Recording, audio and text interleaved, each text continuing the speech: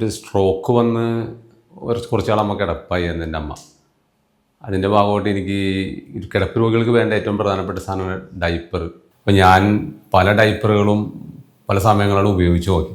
അപ്പോൾ ചില സാധനങ്ങൾക്ക് നമുക്ക് റിയാക്ഷൻ, കുരുക്കൾ വന്നതും ചിലത് നമുക്ക് പെട്ടെന്ന് മാറ്റേണ്ടി വരും.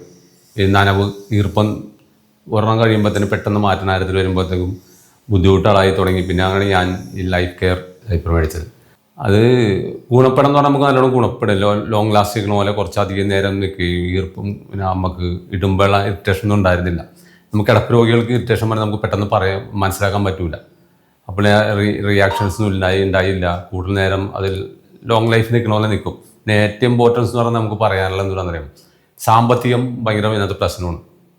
ഒരു ദിവസം പറയുമ്പോൾ നമുക്ക് 1-2 മേടിക്കുമ്പോൾ കുഴപ്പമില്ല സാമ്പത്തികം. നമുക്ക് ഈ ലോങ് ആയിട്ട് മേടിക്കുമ്പോൾ മാസങ്ങളോളം കിടക്കുന്ന രോഗികൾക്ക് മേടിക്കുമ്പോൾ സാമ്പത്തികം പ്രശ്നമാണ്. എൻ്റെ സാമ്പത്തികമായിട്ട് ഭദ്രതയിൽ നിർത്തി ഇന്നെ എൻ്റെ ബഡ്ജറ്റിൽ ഉൾക്കൊള്ളുന്ന ഒരു ഡൈപ്പറും കൂടി ആയിരുന്നത് ലൈഫ് കെയർ.